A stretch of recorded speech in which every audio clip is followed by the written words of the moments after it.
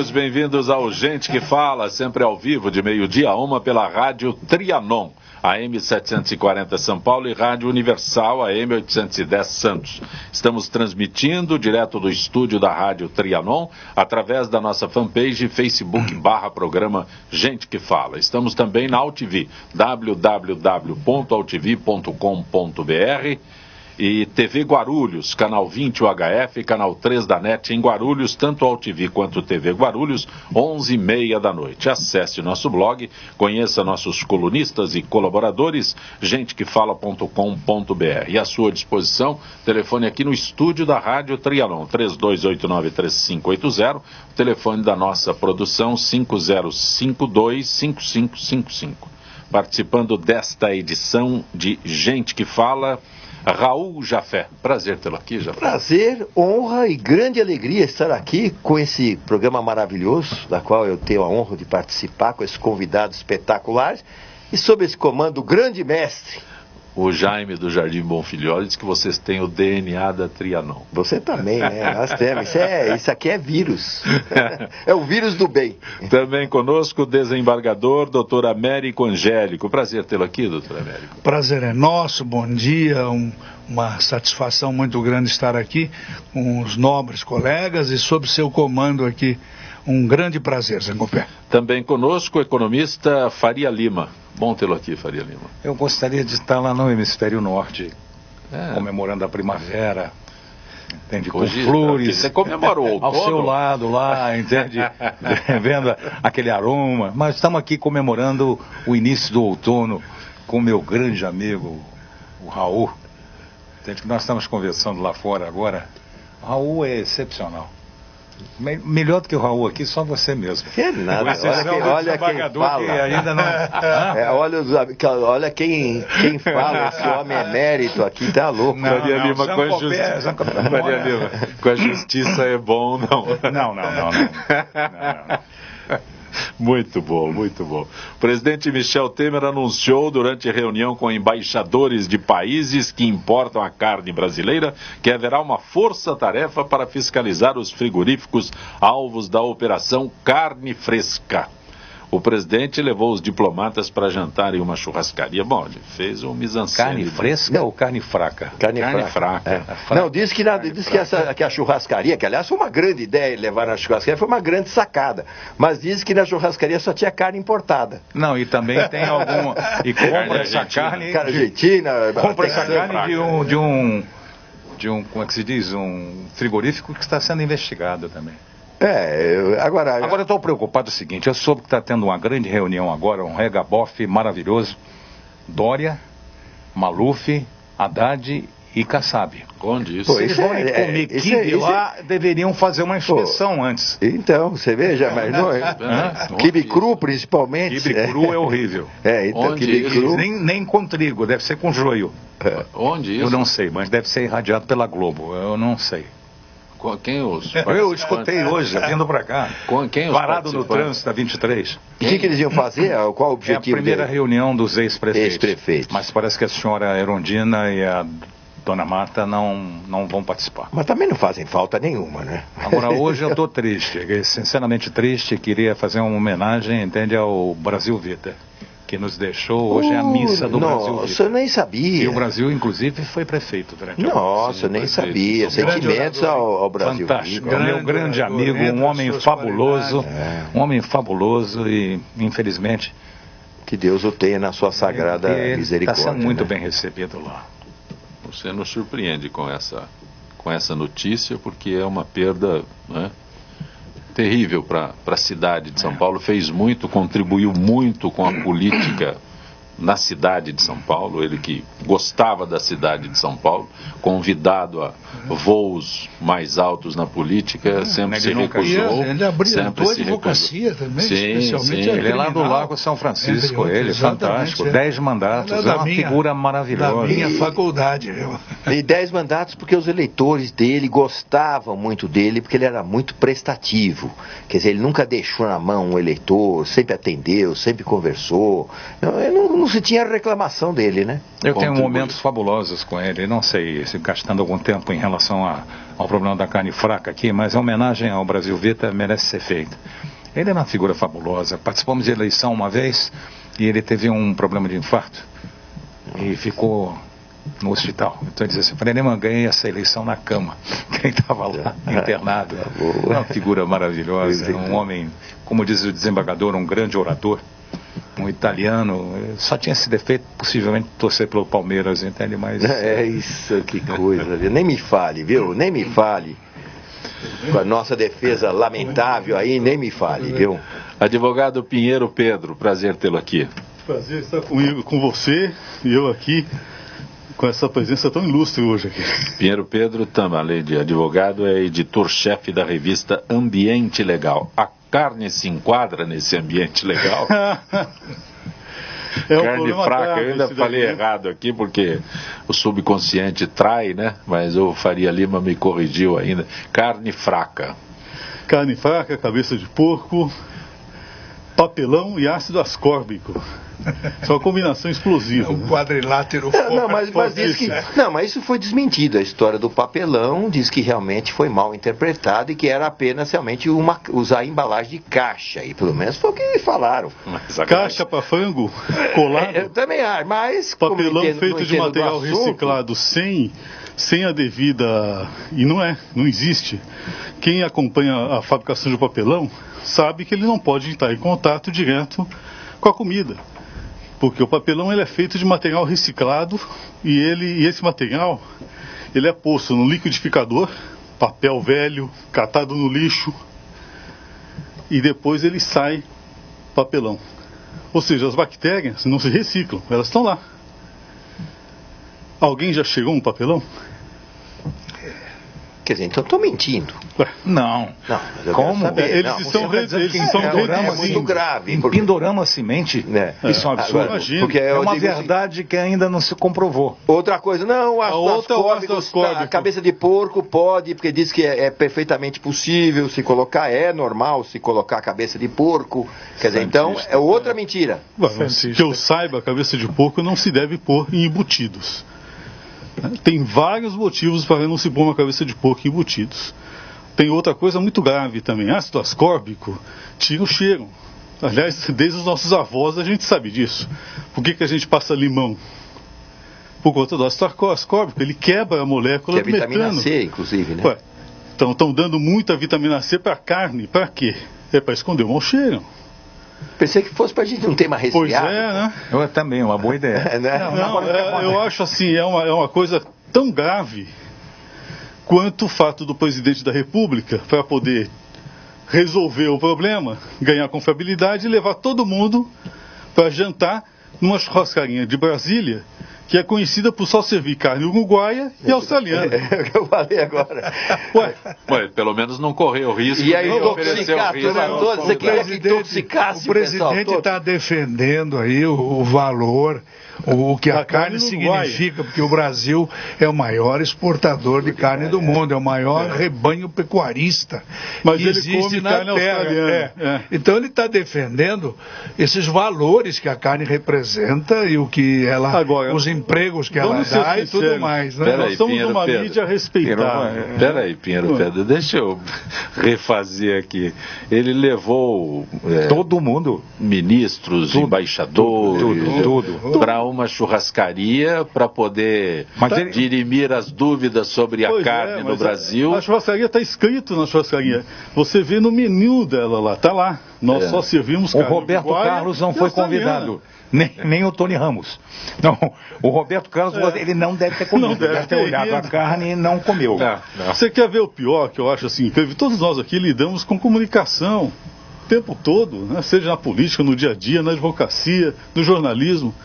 Eu nunca vi, do episódio da Samarco, vamos botar lá para trás, até agora eu nunca vi corporações tão mal assessoradas no que tange a comunicação social na minha vida, a começar da Presidência da República. Não sabem o que fazem. Né? Além da postura arrogante, nós estamos hoje observando desastres na economia nacional monstruosos. Antônio, o que acontece Agora fala assim, não, isso é pequenininho, ali é um caso isolado. Olha, só foi metade do Rio Doce, o resto da bacia está em pé. O que é isso?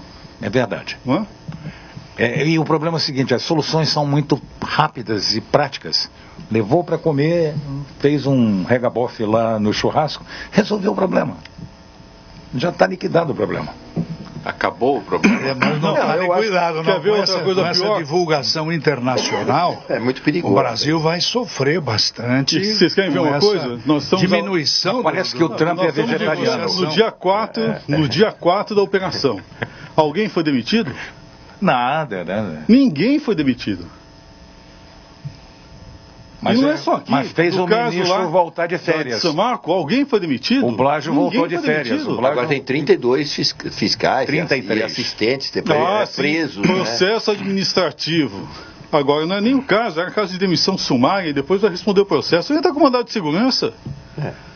Na verdade, se existe, claro. Se for comprovado esse dolo e que eles fizeram essas coisas que carne podre, sei lá o que, na verdade, para mim era pena de morte. Não tem outro caminho. Tem que pegar o cara e olha, adulterar carne fornecida para merenda escolar. Eu acho pena. Não exagera. Não exagera, meu amigo. Nós estamos aqui, eu estou cercado de juristas, que o Brasil está cheio de advogados e juristas, etc.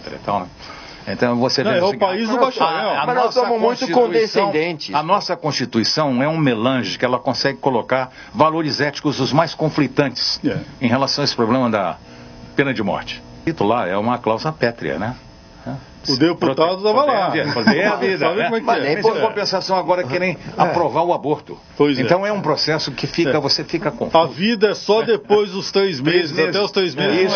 Esse negócio de cláusula pétrea nesse país é uma piada. É um negócio. A cláusula pétrea funciona quando interessa. Nós estamos vivendo, na verdade, uma crise. Quando tem vontade política, acabou a cláusula pétrea. O Brasil, medida provisória muda a tua vida de um dia para o outro. O desembargador estava dizendo que no Brasil é um país sui generis, e realmente é. No Brasil a gente não morre de tédio.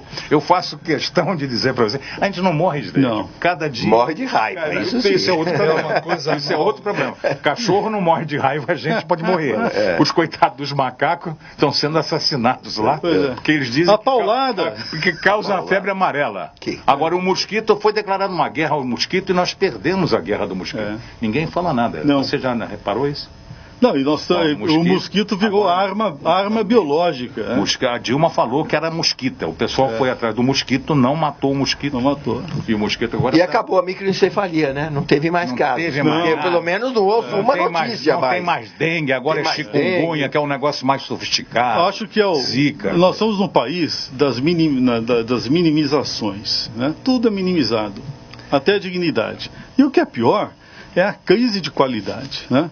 O desembargador Américo que está aqui, aliás, vizinho de Santa Amaro, né? Eu também sou de lá, né? Então, nascido lá, Pinheiro. Então, o que nós temos hoje? O que nós estamos vivendo? Uma crise de qualidade sem precedentes, né? A pior judicatura da história do judiciário brasileiro. O senhor pode confirmar? Confirmo, concordo. Nós estamos na pior judicatura da história do judiciário brasileiro, né? Nós estamos vivendo hoje o que há de pior na área corporativa. O caso do Eike Batista, o que nós temos aí é um bando de loucos seguidos por um exército de puxa-sacos, de yes-men, só falam o que eles querem. Né? E os desastres que estão ocorrendo hoje na área corporativa, não tem compliance que resolve. Criam lá um compliance de formulário que esmaga qualquer fornecedor para essas grandes empresas e olha o que elas praticam. Na política nem se fala. Está aqui o nosso deputado Faria Lima. Não fala isso, que depois eu tenho que sair na rua. Não esquece que eu fui deputado. Nós estamos numa crise de qualidade sem precedentes. E a imprensa, então, é fantástica. Ela vai atrás. Não é verdade? Nós estamos numa mídia que vai atrás. Ela não está mais à frente. E é sempre culpada. Parece que agora estão culpando realmente. É a mídia agora culpada. A mídia é culpada. As vacas estão preocupadas, que parece que vai acabar. Outra gravação telefônica não existe, né? Aquilo que a gente ouviu de gravação telefônica não existe. Não. Faria Lima informatizou o Congresso, caiu na desgraça entre os pares. Mas eu imagino. Facilitou a vida de todo mundo, caiu na desgraça. Desmoralizaram. Eu lembro de uma piadinha, disse que o Camacho tinha uma belíssima criação de porcos. Chegou o fiscal lá, falou, não, essa ração que o senhor está dando para eles está inadequada, não está com o balanceamento correto, só tem 15 dias para modificar essa ração. Senão eu vou fechar o estabelecimento. Passou 15 dias, ele voltou, o cara tinha dado aquelas misturas que se dava para porcos, nas nossas épocas, né? Lavagem, se dava tudo pro porco. O cara falou, o senhor tá doido, eu vou fechar isso aqui, não se usa mais, faz tempo, eu vou fechar isso aqui, agora dá mais 30 dias, tal, se o senhor não corrigir, eu fecho tudo isso aqui. Passou 30 dias, o cara voltou, foi ver no coxo dos porcos, cheio de papel. O cara falou, o que? Papel pros porcos? Pode fechar. O cara, não é nada disso, eu dou um vale-refeição para cada um e eles comem onde quiserem. Resolveu o problema. Não, realmente, voltando ao questionamento inicial, é muito triste. A metástase da corrupção, ela atingiu todos os segmentos nacionais. A crise de valores é alguma coisa assustadora. Nós vamos ter que restaurar esses valores. Eu ainda acredito. Porque dizem que o sujeito que é um otimista é um chato, né? Pessimista, entende, é um tolo. E o realista é o único que tem alguma... Eu ainda acredito que a gente possa, nesse mundaréu de jovens que aí está, tem algum rosto que vai aparecer num momento mais crítico agora para nos restaurar, para indicar o caminho. Porque nós não temos liderança. Nós temos um presidente, mas não temos um líder. Nós não temos ninguém para nos indicar o caminho. Ninguém percebeu a oportunidade histórica que foi dada para certas figuras e eles jogam fora. Mas a culpa talvez não seja deles, porque eles não têm carisma. Eles não têm carisma, não têm coragem, não têm audácia. E não se vai num supermercado, nem lá em Santa Maria, me dá 1 quilo de carisma. Me dá 1 quilo. Não existe isso. Então nós vamos ter que pagar por isso.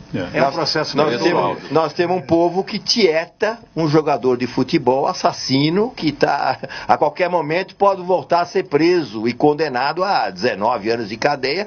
E o pai leva o filhinho, a mãe leva a minha filhinha para tirar autógrafo com ele. Quem soltou? Desvio de conduta desse país. Quem liberou? Nós temos um dos membros do Supremo que dá a liminar. Pois é. Dá a liminar. Mas teoricamente está tudo certinho pela... Dane-se a lei. Mas tem alguma coisa maior do que a lei para ser levada em consideração. Eu acho até que, tecnicamente, o desembargador, vocês podem falar 1000 vezes melhor que eu. Lógico. Ele estava correto, porque você não pode ficar com uma preventiva há 5, 6 anos. E tem os outros 36 mil que estão na mesma situação. Mas como agora, não teve uma juíza que liberou, um juiz que liberou também para que a mulher do Cabral... Mas qual Cabral? O que descobriu? Não, o outro. O que encobriu. Não, o que encobriu.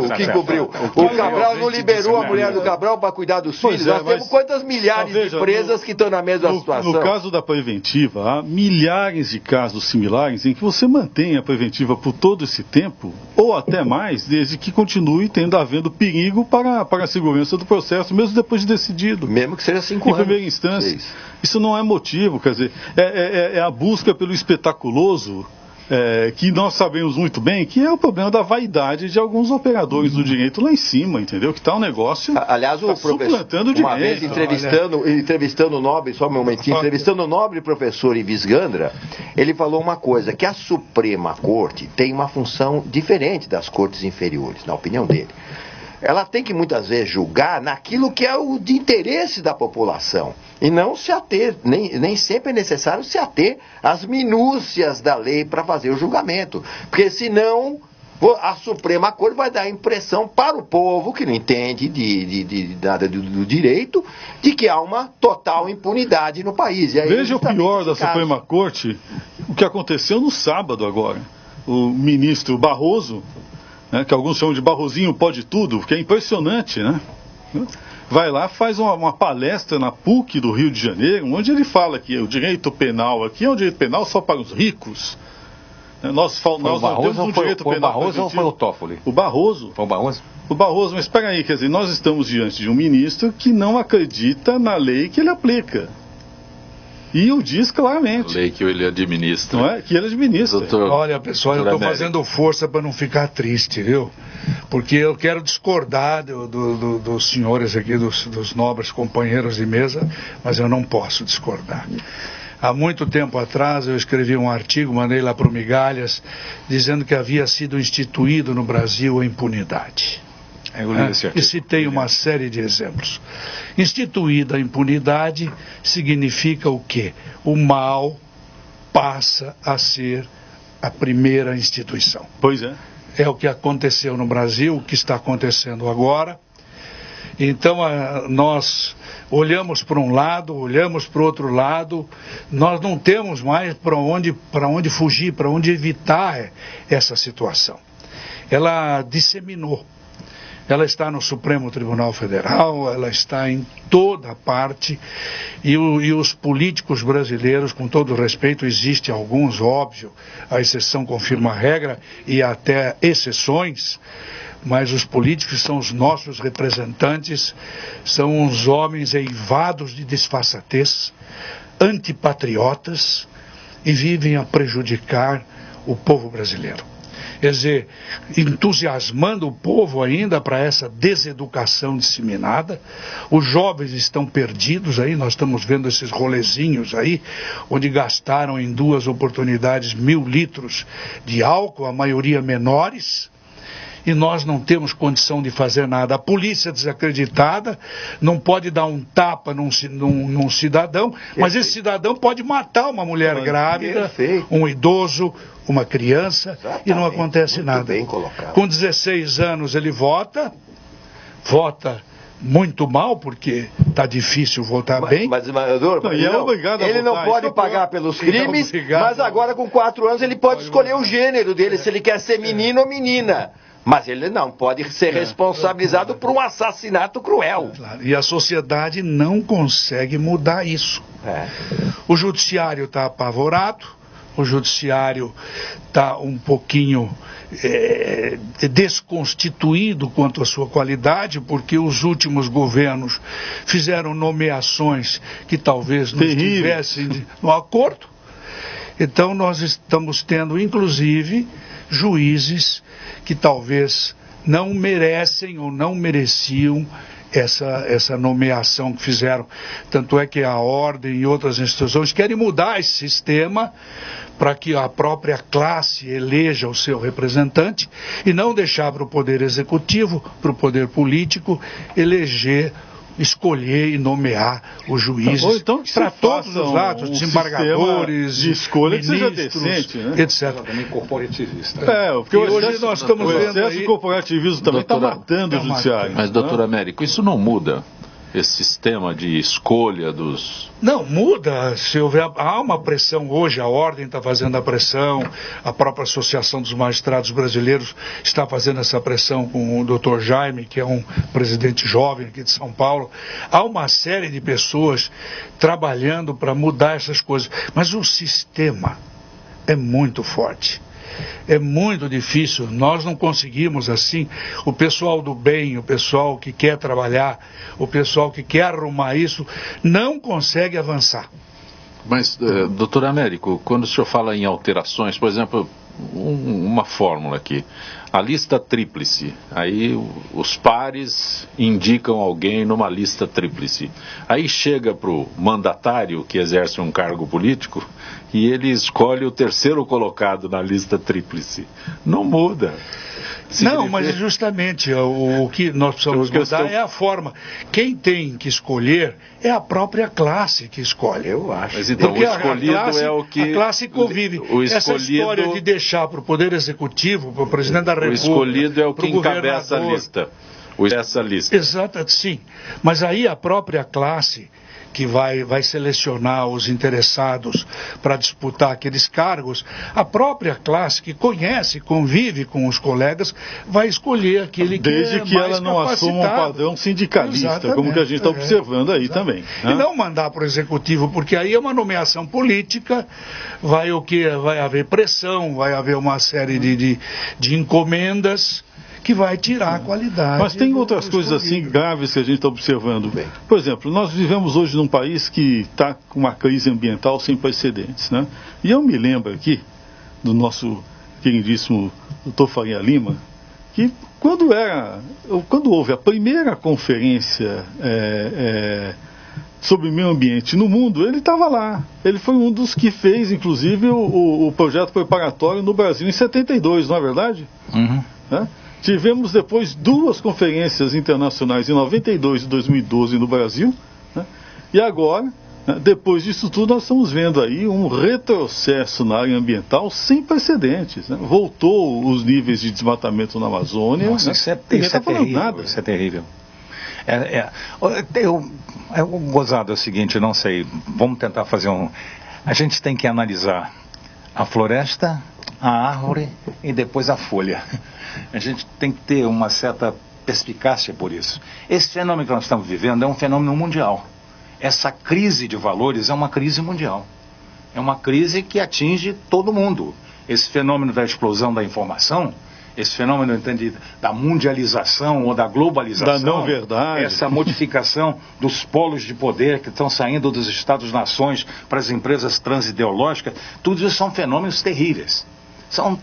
É aquele negócio que eu conto sempre, que quando jogaram o Gagarin lá em cima, ele abriu a escotilha e disse, a Terra é azul, não tem fronteira, não tem distância, é instantânea.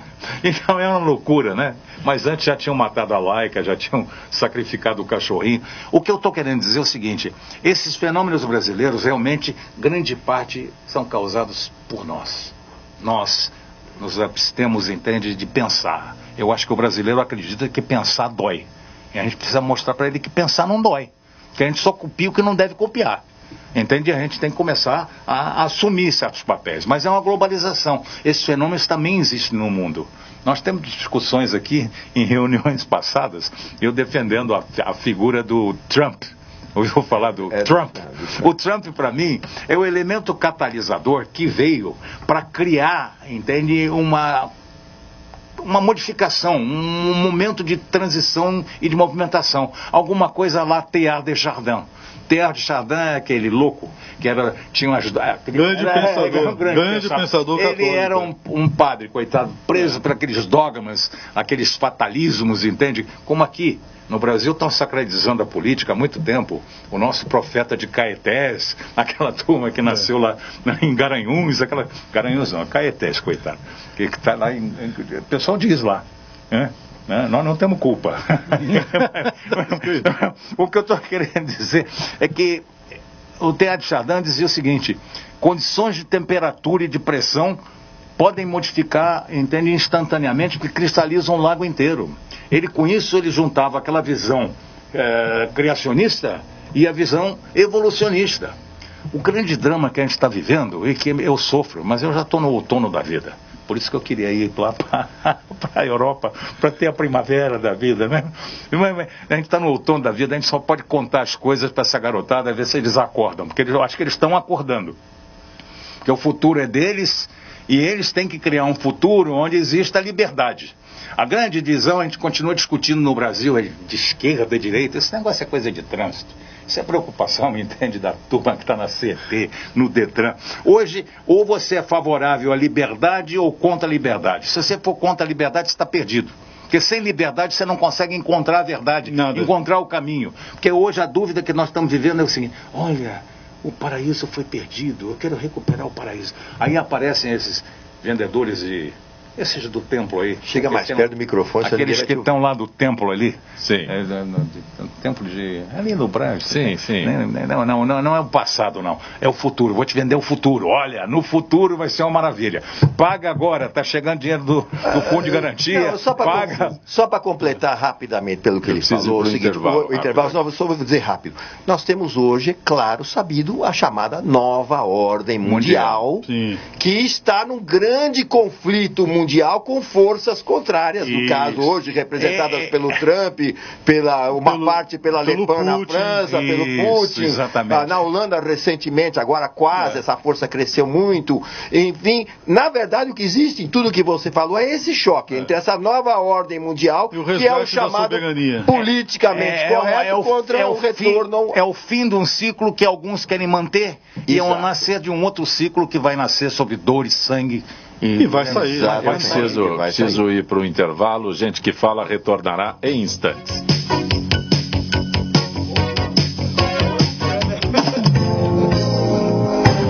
Você está ouvindo Gente que Fala.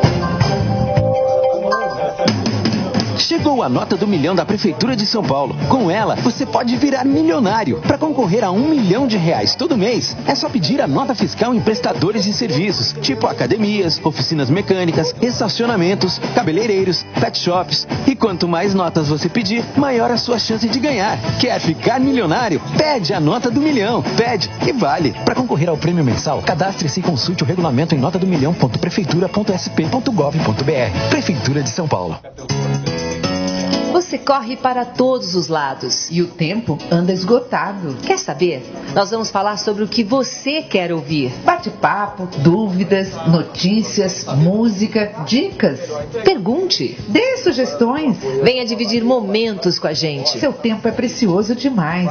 Vamos ter um dedo de prosa, encher o coração de poesia e manter os pés do chão. 2 na Tri. Toda segunda-feira, na Trianon, às 2 da tarde, com Silvia Vinhas e Malu Mota.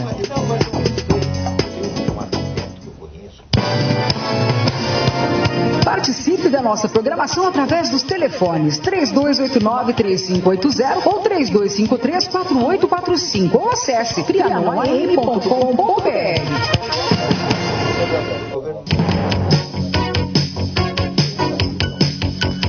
Você está acompanhando Gente que Fala pela Rádio Trianon, M740 São Paulo, Rádio Universal, AM 810 Santos, AltV www.altv.com.br, TV Guarulhos, canal 20 UHF, canal 3 da NET em Guarulhos. Conosco hoje o apresentador Raul Jafé, o desembargador Dr. Américo Angélico, o advogado Dr. Pinheiro Pedro, o economista José Roberto Faria Lima. As pessoas estão nos acompanhando, a Hebe Tolosa está nos acompanhando. Querida Hebe, grande professora Hebe Tolosa, sabe, presidente da associação, foi durante muitos anos, e ela cuidou muito dos interesses dos proprietários de escola, mas para acertar a coisa. A Hebe é uma pessoa extraordinária. Construtivista, né? A Hebe Tolosa, através do Facebook, há 2 anos. 2 anos não é muito tempo para tornar público um caso desses da carne. A pergunta dela, quem lucrou com isso? Não, mas não é o problema de 2 anos, é a investigação, até que não. Se a gente for pensar, a Lava Jato demorou um pouco antes de estourar, também demorou isso um pouco mais. É difícil você trabalhar com crimes econômicos, porque as corporações se defendem. E sem instrumentos adequados. Decodificações complicadas. Um investigador é um auditor, ele tem que saber quem que ele vai grampear, por quanto tempo, em que situação, quais as operações que ele vai selecionar. Quando aparece, isso que a gente está vendo aí, mesmo transpirado ilegalmente, quando aparece, a gente tem que pensar que isso deve ser 1% dos 100 que foram investigados. 99% foram descartados. É o 1% que conseguiu chegar aonde se pretendia para buscar o indício. É uma construção muito difícil trabalhar contra o crime organizado, aqui no mundo. E no Brasil, então, com essa polícia, com esse judiciário tutelando e um Ministério Público como o que nós temos, olha, é fantástico aparecer alguma operação que funcione. Registrando as pessoas que nos acompanham pelo Facebook, além da Hebe Tolosa, também Lúcia Matsumara, Marcela Cabrini, Abbas Mizi, Adriana Oliveira, o Plínio Augusto, Renata Jafé. Querida prima. Brima. Douglas Mendes Dantas, Hélio Teixeira e a Sinira Melhorança. Está nos Estados Unidos acompanhando a gente através do registro também especial, professor Hélio Teixeira, outra grande capacidade. Tenho honra de tê-los como amigos. A dona Hebe Tolosa, todos eles, além das minhas queridas primas, que sempre me prestigiam. E a Sinira está nos Estados Unidos acompanhando gente que fala. Adriano no Cambuci cumprimenta a todos, manda um abraço. Primo também, querido Adriano, um grande abraço, queridíssimo primo. Que a audiência aumentou. Solidária, a audiência aumentou. Aqui na nossa colônia também é tudo primo, primo, né? Trazemos o Raul, vem a colônia toda, família, todo mundo. É um líder da colônia, né? Uma expressão muito bom. Faria Lima, Joyce em Santos. Quanto do PIB brasileiro é aplicado na informática, na área da informática? Olha, eu não sei precisar um número, mas é muito menos do que deveria ser. O Brasil está acordado, entende, há muito tempo, mas está dormindo em berço esplêndido e nada faz. Nós começamos esse processo de informatização, por exemplo, do legislativo, na década de 70. Eu me lembro, eu apresentei a proposta para o SERPRO em 64. Quer dizer, nós começamos na década de 60. Na década de 60 começou a explosão da informática dentro da área de bancos. Eu me lembro, eu atendi o Bradesco com o Amador Aguiar, eu ia lá na Cidade de Deus, eu ia com o Olavo está com o Banco Federal, e que cresceu em função da informática. E o Ademar de Barros comprou 2 1401s para a IBM, da IBM em 62, quando a IBM só alugava equipamentos. A Prefeitura de São Paulo, em algum momento, teve o dobro da mipagem do Bradesco. Veja a diferença que existe hoje. Nos anos 60, isso? Nos anos 60, em 62, ele diz assim: não levei nada, não conheço ninguém, assinei o contrato. Isso com SF6. Eu só queria chegar a um pior. Até hoje, com todo esse avanço tecnológico, ainda o cara comete um crime lá no Nordeste, chega aqui e consegue tirar um documento aqui zerado. Eu fui. É incrível, eu achei que isso já tinha acabado, mas não, continua. Eu fui para os Estados Unidos orientado pelo Coriolano Cobra. Coriolano Cobra era um dos cardeais da política, isso em 66. Olha, eu estou aqui. Foi estudar cérebro eletrônico. Era modus operandi, que era um instrumento que era utilizado pela polícia de Chicago no combate ao crime. E o Coriolano, que era um homem de visão, ele dizia: vai lá, estuda, entendeu? Eu fui estudar isso em 66. Até hoje a polícia não está implementando isso. Então são situações... não está, porque ela não queira, né? Porque não deixa. Há interesse. Não há interesse, não deixa. Não há interesse. Para esses roubos de carga também não há interesse. Tem uma série de coisas que não há interesse. Quem é que se vangloriou desse processo de informatização? O setor financeiro, que é o que nós estamos começando a conversar aqui. Da famosa guerra, dessa nova ordem mundial. Isso. Que a ONU mantém a burocracia e impõe padrões para o mundo inteiro. E que, de vez em quando, por exemplo, quando há alguma crise nos Estados Unidos, eles chutam tudo para o alto e dizem assim: a ONU não vale nada, porque na realidade não vale nada. Bom, não queria sair do assunto, mas vocês vejam essa guerra da Síria. A dona Hillary Clinton informou muito mal ao presidente Barack Obama, eles foram apoiar os rebeldes. Tá certo, o Haddad é um grande... O Assad... Agora atrapalhei, Haddad é muito...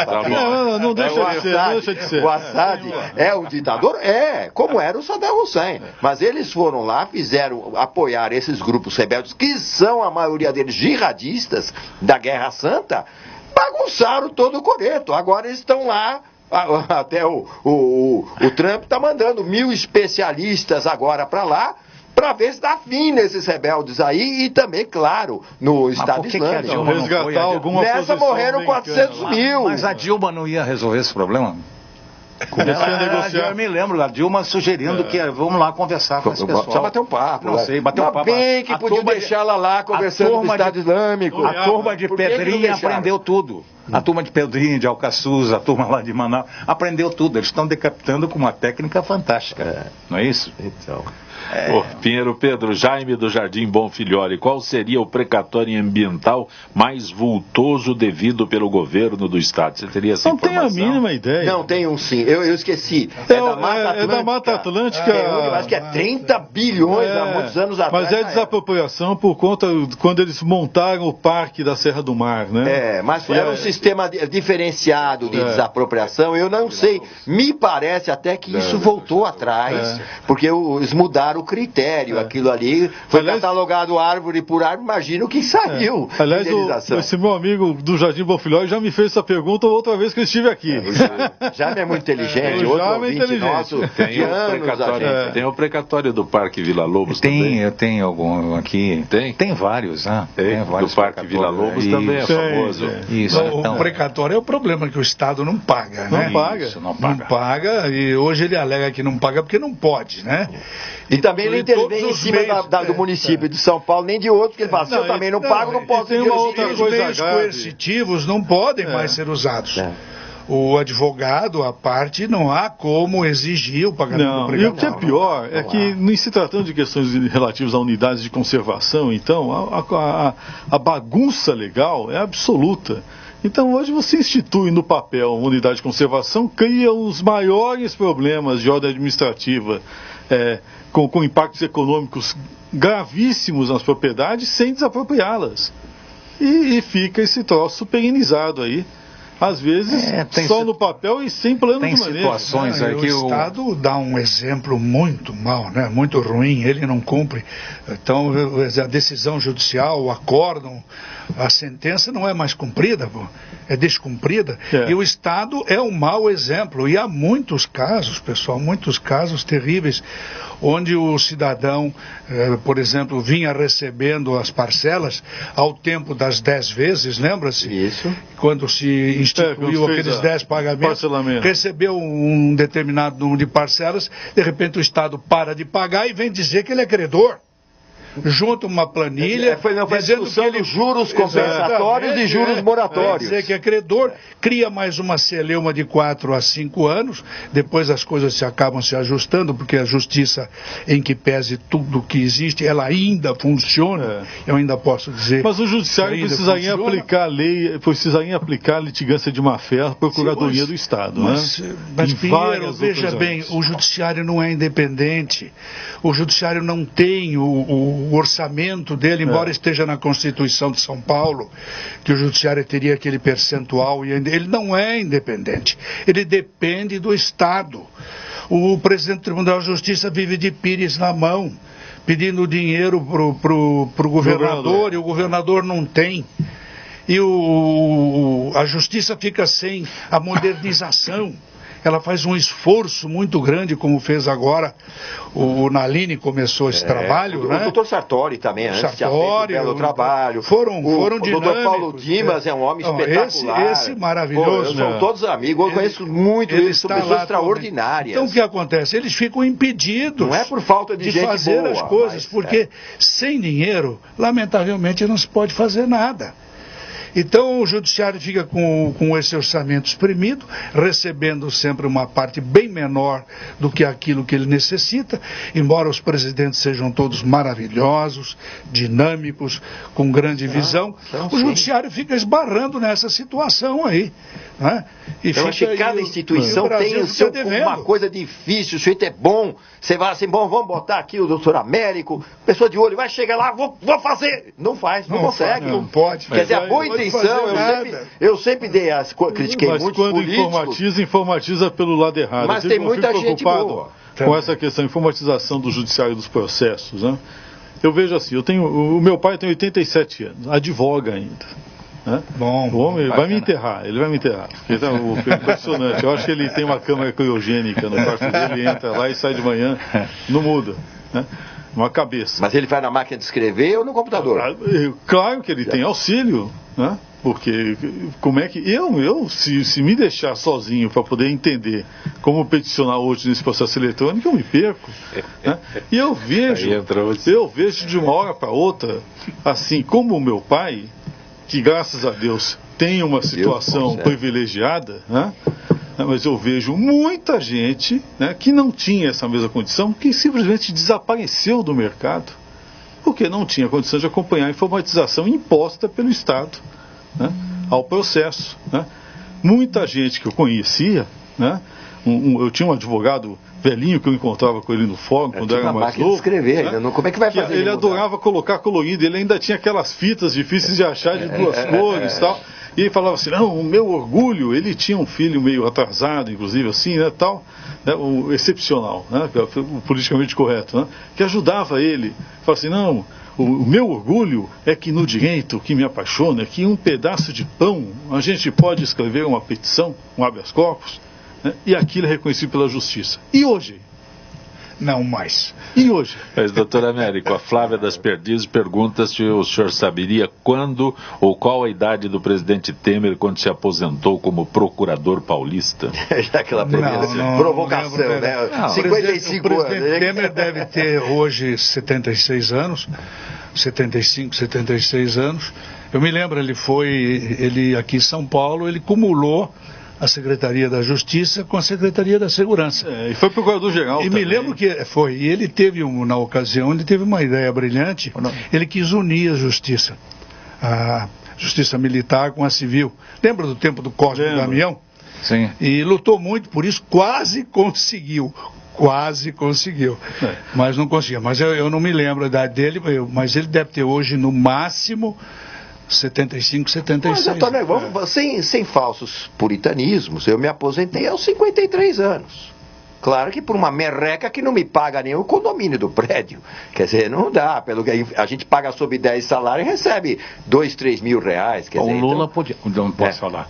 Podia orientar, entende que a dona Marisa estava. Dona Marisa trabalhou muito mais que eu e mereceu os 30 mil que ela recebeu. Eu não fiz nada a vida inteira. Mas ele não sabe, né? Não. Ele também não sabe. Ele não sabe. Que beleza, não né? Pode, puxa vida, né?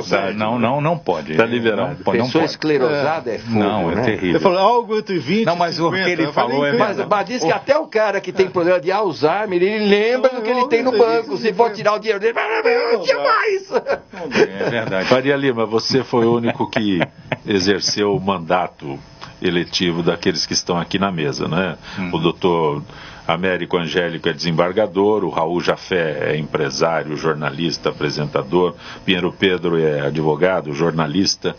Os políticos que estão na Lava Jato querem aprovar uma lista fechada. Esta é a reforma sendo articulada na... Esta é a maior barbaridade. Isso é um crime. Esse é crime bravo. Clandestinidade. Meu Deus do céu. Mas esse é o pior dos piores. É pior que aprovar aquelas medidas da corrupção. Isso é o David Isso é o pior que há. É o David Copperfield. Nossa. Isso é mágica.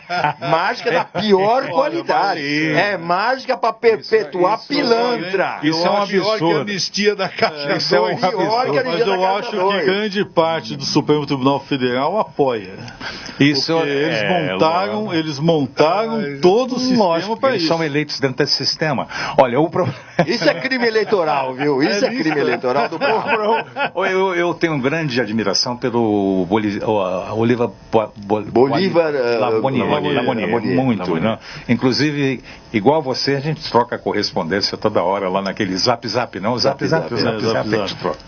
E eu vi o Oliva fazer um programa com um jornalista fantástico, aquele Wack, né? O William Wack. Wack. Muito bom. Muito bom. Possível. Ontem. E ele defendendo a lista fechada e argumentando que a lista fechada é uma forma de você valorizar os partidos.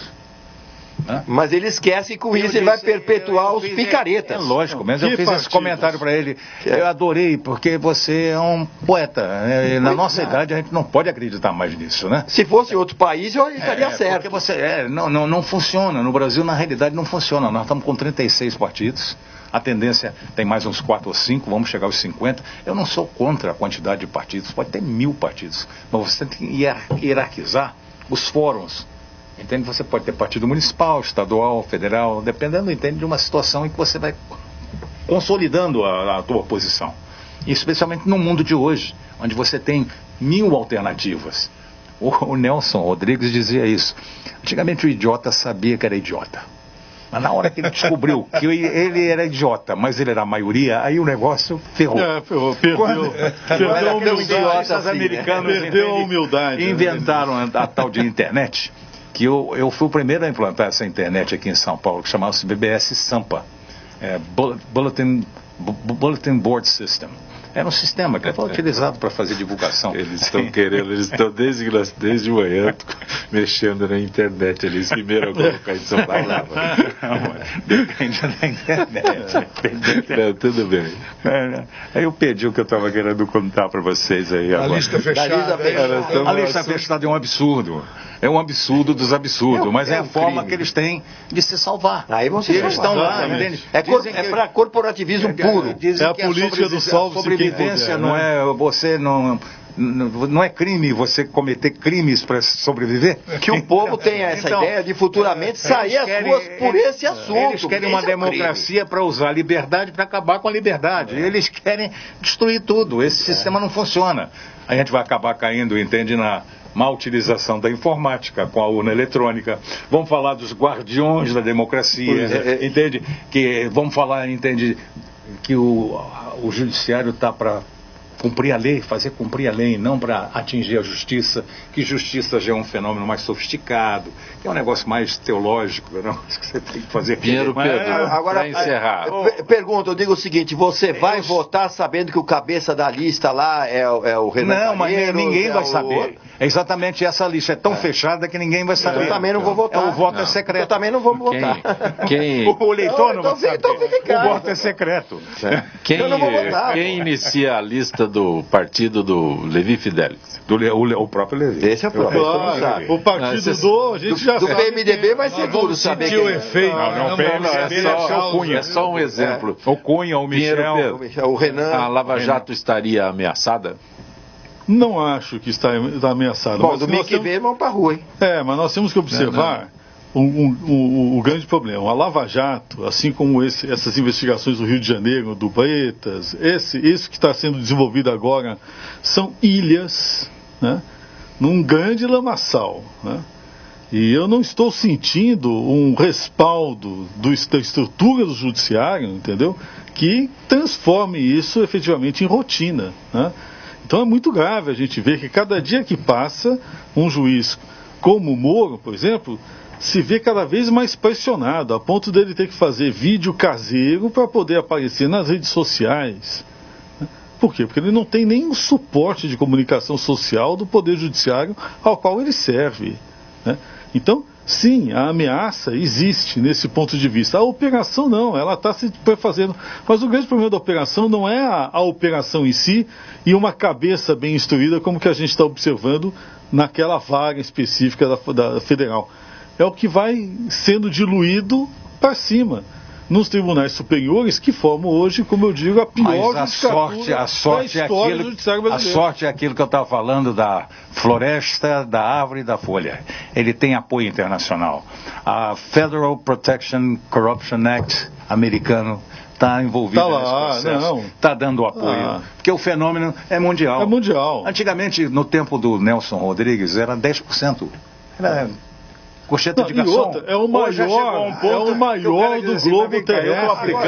Agora, os senhores que são eméritos juiz, doutor desembargador, eu digo uma coisa, hein? O sujeito fazendo uma cariação com o juiz, e ele fala que não sabe quanto ele ganha. Quanto ele recebe por mês?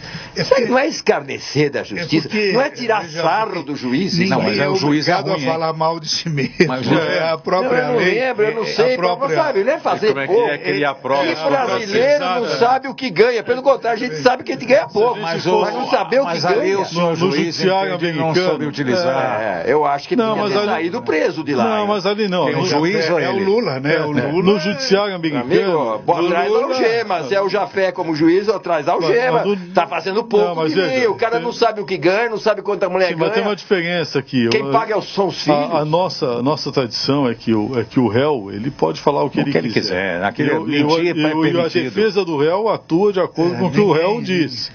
Agora, pode não falar se fosse nos Estados Unidos, por exemplo, é diferente. O sujeito, ele é posto, ele é obrigado a falar a verdade mesmo sendo acusado, né? E aí ele pode entrar aí ele poderia se enrolar. Aqui não. Né? Mas esse não é o problema. né? Porque eu acredito que o que está sendo feito, né, ouvi-lo é uma coisa, outra coisa é a somatória de provas que estão sendo colhidas e que são terríveis. Porque essa aqui não é o problema todo é que, como quem dizia, a longo prazo todos estaremos mortos. O processo não presos. O processo desses políticos que estão sendo incriminados agora vai começar, entende, a ter algum início de fim em 2022. Imagina, esse Supremo aí, mas não vão julgar isso nem em 6 anos. Nós não temos tempo para mais nada, Pinheiro Pedro. Bom tê-lo aqui, Pinheiro Pedro. Obrigado, muito bom. Raul Jafé. Com todo prazer. Quem quiser conversar comigo, vai lá no Facebook, Raul Jafé, Raul Emílio Jafé, você me acha e mande brasa. Doutor Américo Angélico. Grande satisfação e parabéns aqui à mesa pela eloquência, pelo conhecimento e pelo espírito de cidadania demonstrado aqui. Mais uma vez, meus cumprimentos ao nosso comandante aqui, Jacopé. Faria Lima. Jacopé, diga-se. Isso aqui é um espaço de liberdade. De vez em quando a gente se arrepende de utilizá-la, mas de qualquer forma é um espaço de liberdade. Eu queria cumprimentar você e ao nosso Fausto. Onde é que está o Fausto? Fausto Camunha está nas suas atividades aí para manter o Gente que Fala sempre. Então, é 16 anos. Aqui é um trio de ouro, Zancopé, Zenilda e Fausto Camunha. Mas tem que manter, porque isso aqui é um espaço de liberdade imprescindível para que a gente possa contaminar o Brasil com verdades. Gente que Fala tem a direção geral do jornalista Fausto Camunha, a diretora de produção Zenilda Salvato, redação Pedro Esquiavon, produção cultural Ricardo Godoy, na rádio Trianon, Benê, Cléo Rodrigues, Neildo Neres, Ricardo Valim e Sérgio Souza, na direção da TV Guarulhos Fernando Mauro, na direção da UTV Alberto Luquete, na técnica James Eduardo, Paulo Afonso e Iago Matsumoto. Estaremos de volta amanhã, meio-dia. Gratos. Até lá.